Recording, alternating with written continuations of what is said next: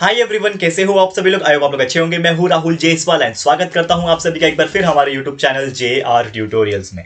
Friends, आज again आपके सामने one of the most important video में लेकर आ चुका हूं, जिसमें आप लोगों का जो हिस्ट्री एंड पॉलिटिकल साइंस का जो पेपर होने वाला है, जो बोर्ड एग्जाम होने वाला है, उसमें बहुत अच्छे से प्रिपरेशन करने में हेल्प होगी। तो जैसा कि आप जानते हैं दोस्तों कि हमने आप सभी के लिए बहुत सारे कंटेंट्स ऑलरेडी डाल रखे हैं। पूरे साल भर हमने आपको पढ़ा दिया है। उससे बड़ी चीज और क्या हो सकती है दोस्तों। पूरा साल भर हमने आपको स्टडी करवाया, मतलब all the chapters of history, ठीक है, एंड पॉलिटिकल साइंस, जितने भी आपको एग्जाम में आने वाले ये सभी के लेक्चर वीडियोस अवेलेबल है। मतलब आप जो भी चैप्टर्स के कंसेप्ट को समझना चाहते हो, आप जाओ, जो भी चैप्टर्स का नाम है उसको टाइप करो यूट्यूब पे एंड आगे JR ट्यूटोरियल्स लिख दो, आपको हमारे लेक्चर वीडियोस आपको देखने मिल जाएंगे। तो आप वहां से स्टडी कर सकते हो। लेकिन उसके अलावा एग्जाम पॉइंट ऑफ व्यू भी हमने बहुत सारी चीजें डाल दी है। जैसे कि एक चीज हमने डाला है स्ट्रैटेजी वीडियो, जिसमें हमने आपको पूरा एक्सप्लेन किया कि आप हिस्ट्री और पॉलिटिकल साइंस के कौन कौन से चैप्टर्स को पढ़ सकते हो, कितना वेटेज होता है उसका, कितने मार्क्स के लिए पूछता है, कौन से पेपर पैटर्न में कैसे आते हैं, ये सभी चीज उस स्ट्रैटेजी वीडियो में डाला हुआ है। इसका लिंक हमने कम्युनिटी पोस्ट पे भी डाला हुआ है और साथ ही में आपको हमारे वीडियो सेक्शन में रिसेंट में ही देखने मिल जाएगा। तो अच्छे से पढ़ाई करो। उसके अलावा मोस्ट इंपॉर्टेंट MCQs जो हिस्ट्री और पॉलिटिकल साइंस है, ये दोनों हमने डाल रखा है। उसके अलावा बात करें, हमने most important flow charts history के डाले थे और इसीलिए हिस्ट्री का तो फ्लो चार्ट आपको मिल गया, कंसेप्ट चार्ट मिल गया, टेबल्स मिल गया, लेकिन पॉलिटिकल साइंस का बचा हुआ था, तो हम आपके लिए लेकर आ गए हैं मोस्ट इंपॉर्टेंट कंसेप्ट चार्ट। तो बहुत बेहतरीन वीडियो होगा ये। वीडियो को एंड तक अगर आप देखोगे तो बहुत सारे कंसेप्ट चार्ट आपको देखने मिल जाएंगे, उसके आंसर भी प्रोवाइड करूंगा और आपको बस लर्न कर लेना है। डेफिनेटली 2 मार्क्स आपके फिक्स हो जाएंगे। और ऐसे कई सारे फ्लो चार्ट के साथ में शॉर्ट नोट्स के एक इंपॉर्टेंट क्वेश्चन का वीडियो हमने अभी भी रिसेंट में पोस्ट किया, जाके देख लो, शॉर्ट नोट भी आपको पता चल जाएगा। ठीक है, तो शुरुआत करते हैं। लेकिन इसके पहले अगेन रेगुलर लेक्चर वीडियोस देख सकते हो, चैप्टर वीडियोस देख सकते हो हमारे हर चैप्टर के। इंस्टाग्राम पे मुझे यहाँ पे फॉलो कर सकते हो और टेलीग्राम ग्रुप को ज्वाइन कर लेना, क्योंकि वहां पे हमने मोस्ट इंपॉर्टेंट PDF भी अपलोड किया है जस्ट रिसेंट में। तो आप जाओगे तो मोस्ट इंपॉर्टेंट क्वेश्चन वहां से भी आप देख सकते हो। ठीक है, तो सबसे पहला फ्लो चार्ट क्या है, कंप्लीट द फॉलोइंग डायग्राम पूछा हुआ है। तो यहाँ पे पूछा है फीचर्स ऑफ गुड गवर्नेंस, यानी कि जो गवर्नेंस होती है, यानी गवर्नमेंट जो होती है, इसको हम कैसे बोल सकते हैं कि वो एक गुड गवर्नमेंट है। तो जो हमारा सरकार चलना चाहिए, गवर्नेंस होना चाहिए, तो वो कैसे होना चाहिए। तो सबसे पहले सरकार का इक्वल अमाउंट में पार्टिसिपेशन होना चाहिए। सबसे पहले तो वो इक्वल अमाउंट में पार्टिसिपेट करे। ठीक है, तो पार्टिसिपेशन हो गया।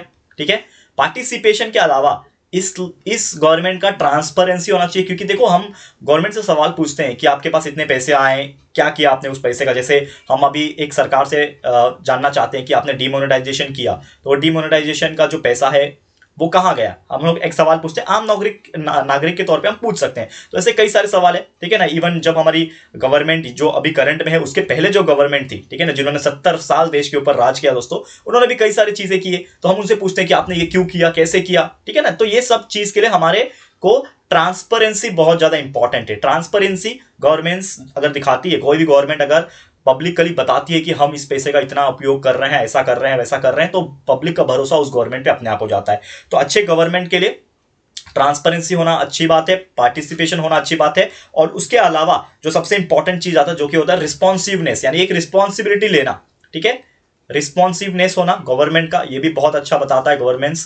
साथ ही में गुड गवर्नेंस का एक और बहुत अच्छा चीज है अकाउंटेबिलिटी, यानी कि जितना भी खर्च हो रहा है, कितना आ रहा है, कितना जा रहा है, उसका हिसाब रखना और पब्लिकली जाहिर भी करना, ये भी एक बहुत अच्छा चीजें मानी जाती है। ठीक है, तो ये हो गया पहला फ्लो चार्ट। अगर ये एग्जाम में आता है और इस तरीके से आप 4 पॉइंट्स अगर लिख लेते हो तो definitely you will get 2 marks और 1 marks definitely you will get, बहुत अच्छे से आपको मिल जाएगा। फिर एक और फ्लो चार्ट आपको दिख रहा होगा, कंप्लीट द फॉलोइंग पिक्चर, यानी आपको क्या पूछा है यहाँ पे कि यहाँ पे एक मिडल में दिया हुआ द प्रोसेस ऑफ इलेक्शंस। आप जानते हो इलेक्शंस के बहुत सारे प्रोसेस होते हैं, इसका भी एक अलग से फ्लो चार्ट है जो मैं आपको बताऊंगा। लेकिन यहाँ पे बोला है द प्रोसेस ऑफ इलेक्शन में जो इलेक्शन कमीशन होता है उसका एक रोल क्या होता है। तो सबसे ज्यादा जो रोल होता है इलेक्शन कमीशन का, वो ये होता है ताकि वो कंडक्ट करवा पाए free and fair election. Conduct the free and fair, ठीक है ना, इलेक्शन, मतलब इलेक्शन को कंडक्ट करवाना ये इनकी रिस्पॉन्सिबिलिटी है। क्योंकि आप जानते हो दोस्तों कि हर 5 साल पे सरकार बदलती है, या फिर सरकार सेम भी आ सकती है, लेकिन एक इलेक्शन प्रोसेस होता है, वोटिंग पड़ते हैं। तो वो वोटिंग को फ्री तरीके से करवाना, क्योंकि आम जनता को पैसा ना भरना पड़े, मुझे वोटिंग करने भी जाना है और मुझे पैसा भी भरना पड़े, ये ना हो, तो फ्री में करवाना और प्रॉपर तरीके से फेयर कराना, मतलब कोई भी इसमें नाइंसाफी ना हो, एकदम क्लीन तरीके से हो। तो ये किसका जिम्मेदारी होता है, ये होता है role of the election commission. तो conduct the free and fair election, ये चीज आपको ध्यान में रखना है, फ्री एंड फेयर इलेक्शन। उसके बाद rules of the voters, voter का काम क्या है। जैसे हम लोग क्या है, वोटर है, हम आम नागरिक है। अगर हमारा एज 18+ है तो हम लोग वोट जो है डाल सकते हैं जाके। तो हमारा जो रोल है वो यही है कि हम लोग प्रॉपर तरीके से पार्टिसिपेट करें। किस में पार्टिसिपेट करें, वोटिंग में। Participate in voting. ठीक है, हम लोग प्रॉपर तरीके से वोटिंग करें और पार्टिसिपेट करें, साथ में हम अपना वोट जो है वो जो भी हम पॉलिटिकल पार्टी को मानते हैं या फिर उनकी आइडियोलॉजी हमें अच्छी लगती है तो वो पार्टीज को हम लोग अपना वोट डालें। ठीक है, इसके अलावा जो अगला चीज पूछा है यहाँ पे, that is role of political parties. मतलब चलो पॉलिटिकल पार्टीज जो है, ठीक है, और उनके जो कैंडिडेट्स होते हैं उनका क्या रोल होता है। तो यार पॉलिटिकल पार्टीज जब वोट लेके जब जाती हैं तो उनका रोल यही होता है कि प्रॉपर तरीके से जो कोड ऑफ कंडक्ट है उनको वो फॉलो करे। कोड ऑफ कंडक्ट मतलब जो भी रूल्स एंड रेगुलेशन है प्रॉपर तरीके से वो फॉलो करे, कोई चीटिंग वगैरह ना करे।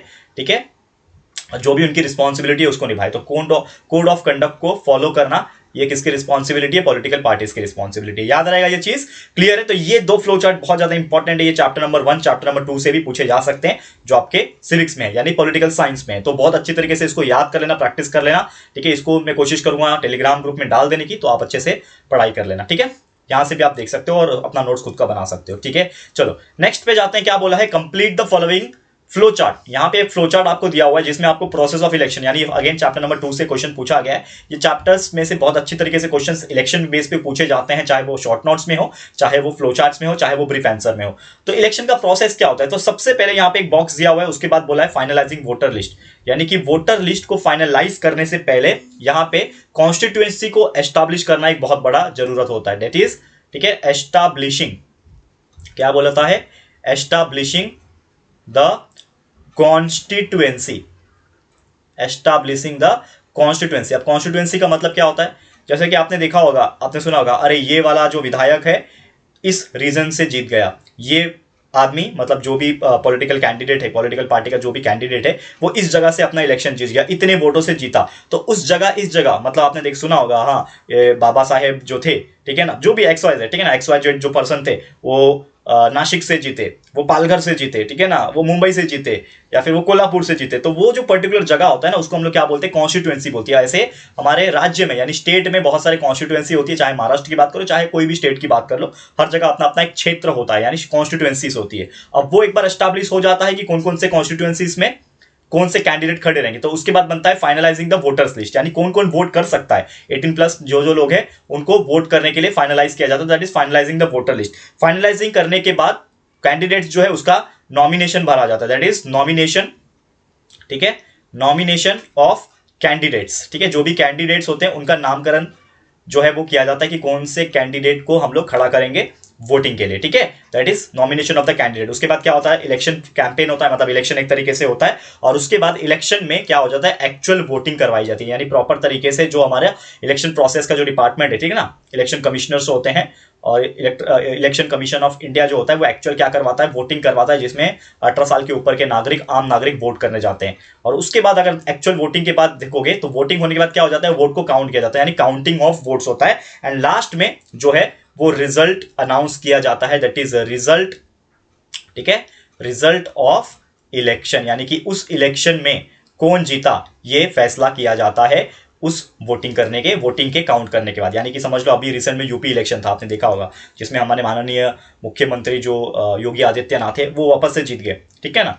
तो पहले क्या हुआ रहेगा, पहले कॉन्स्टिट्यूएंसी से एस्टैब्लिश किया कि हाँ उनका क्षेत्र क्या है, गोरखपुर रेंज है, फिर वो वोटर लिस्ट को फाइनलाइज किया गया, फिर नॉमिनेशन का फॉर्म भरा गया, ठीक है ना, नॉमिनेशन भरा गया, फिर इलेक्शन कैंपेन में एक्चुअल वोटिंग हुई, फिर वोटिंग को काउंट करना पड़ा, ठीक है ना, रुझान आते हैं ना, रुझान को वोटिंग को काउंट्स करते हैं, और उसके बाद रिजल्ट डिक्लेयर किया जाता है कि फिर से योगी आदित्यनाथ जो है वो यूपी में सरकार बनाएंगे। इस प्रकार से चीजें होती है। तो ऐसे कई सारे स्टेट में, जैसे हमारे 2019 में हमारे महाराष्ट्र में इलेक्शन हुआ था, ठीक है, अलग अलग पॉलिटिकल पार्टीज थी, वैसे उसी प्रकार ये फ्लो चार्ट आपके लिए बहुत ज्यादा जरूरी है, तो इसको अच्छी तरीके से लर्न कर लेना, वेरी इंपॉर्टेंट, ठीक है, बहुत अच्छी तरीके से ये आएगा। समझ में आ गया?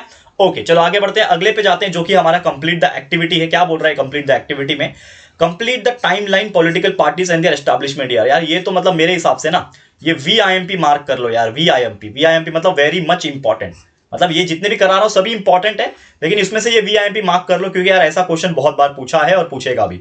तो सबसे पहले 1885 में कौन सी पॉलिटिकल पार्टीज एस्टैब्लिश हुई थी, मतलब यहां पे क्या दिया है, ईयर्स दिया हुआ है और कौन सी पॉलिटिकल पार्टी है उसका नाम, तो कौन से ईयर में कौन सी पॉलिटिकल पार्टी निर्माण हुई थी। तो सबसे पहले 1885, मतलब ये बहुत सालों पहले की बात है, मतलब 150-200 साल पहले की बात है ये।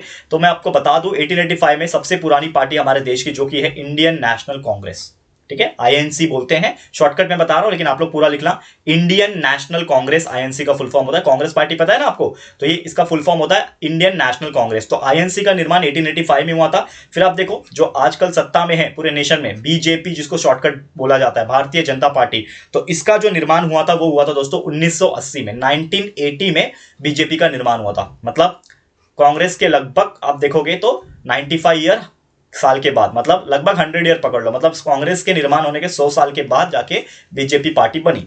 फिर आप देखोगे 1984 में, तो 1984 में बहुजन समाज पार्टी, बीएसपी बोलते हैं ना उसको, बीएसपी, ठीक है, बहुजन समाज पार्टी, ठीक है, ये पार्टी का निर्माण हुआ 1984 में। एंड यहां पे बोला है तृणमूल कांग्रेस, जिसको टीएमसी के नाम से जाना जाता है, तृणमूल कांग्रेस, टीएमसी की टीएमसी कुछ तो बोलते हैं, ठीक है ना। तो टीएमसी जो तृणमूल कांग्रेस जो है, इसका निर्माण जो हुआ था वो हुआ था 1998 में। तो ये चीज आपको ध्यान में रखना है।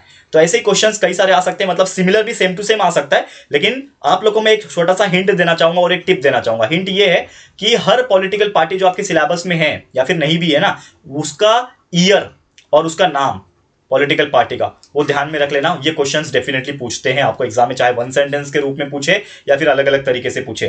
पॉलिटिकल पार्टीज का निर्माण कब कब हुआ था, कौन से पॉलिटिकल पार्टीज, ये सभी आपको ध्यान में रख लेना है। ये आपको मैं एक तरीके से हिंट दे रहा हूं, अच्छे तरीके से पढ़ाई कर लेना, ठीक है, याद रहेगा।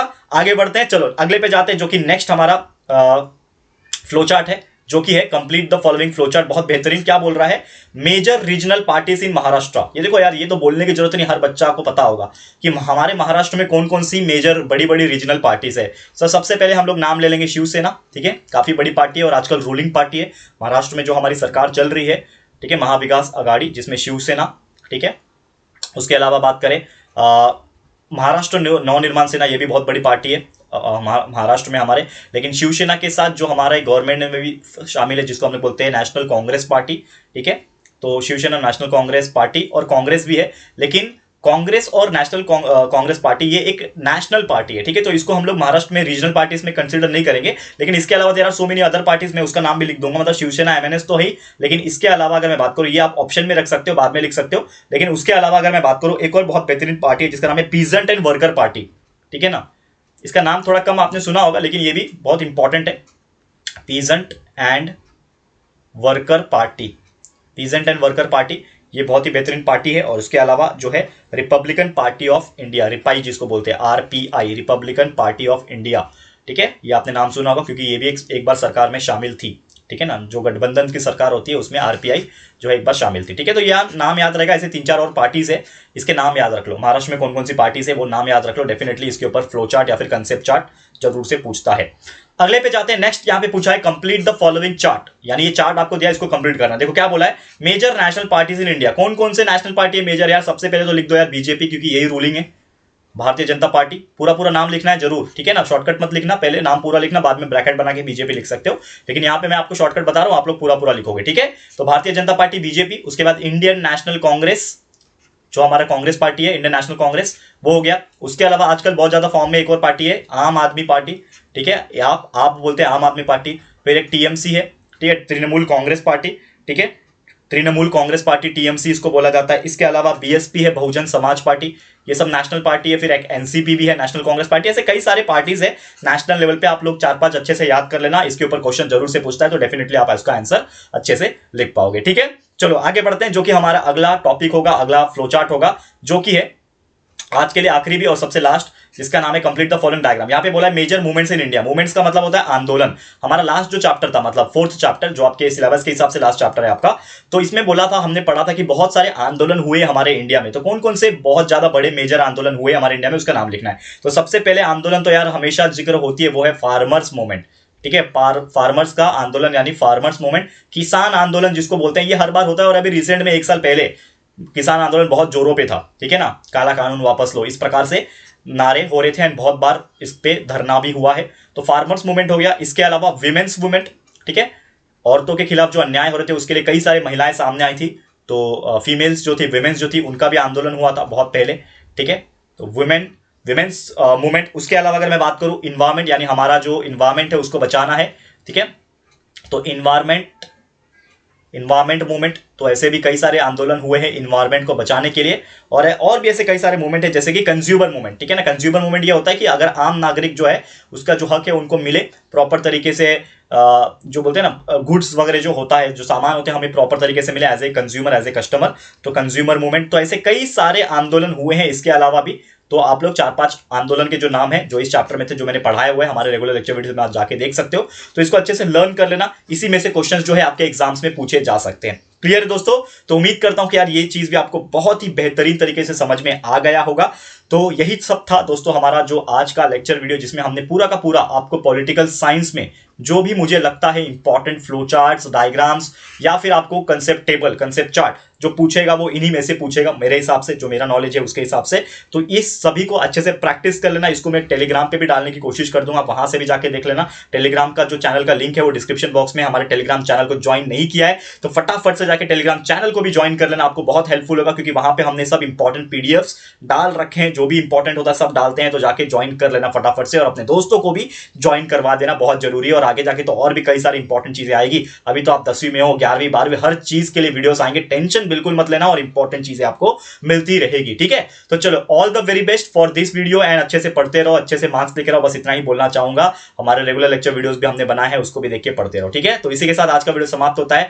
कैसा लगा हमारा ये वीडियो प्लीज हमें कमेंट करके बताना, अपनी राय और सजेशन जरूर से देना। वीडियो पसंद आया है, अच्छा लगा दोस्तों, तो प्लीज हमारे इस वीडियो को लाइक कर देना दोस्तों, एंड शेयर जरूर से करना, क्योंकि यार हमें जो है ना दोस्तों, आप सभी स्टूडेंट्स तक ये वीडियो को पहुंचाना है। तो यार आप लोग हमारी हेल्प कर सकते हो ये वीडियोस को जितना हो सके उतना अपने दोस्तों के साथ शेयर करके, ठीक है। तो जरूर से शेयर कर देना। एंड साथ ही में फर्स्ट टाइम आए हो चैनल पे, अभी तक चैनल को सब्सक्राइब नहीं किया है ना, तो फटाफट से हमारे चैनल को सब्सक्राइब जरूर से कर देना, और बाजू में बेल आइकन को भी प्रेस करके रखो, ताकि फ्यूचर में हम कभी भी वीडियोस को अपलोड करेंगे तो आप लोगों को नोटिफिकेशन जो है जरूर से मिल जाएगी, ठीक है दोस्तों। और यहाँ पे आप मुझे इंस्टाग्राम पे फॉलो कर सकते हो, link is also given in the description box, ठीक है दोस्तों। तो जल्दी मिलेंगे हमारे न्यू वीडियो में, तब तक के लिए thank you and good bye.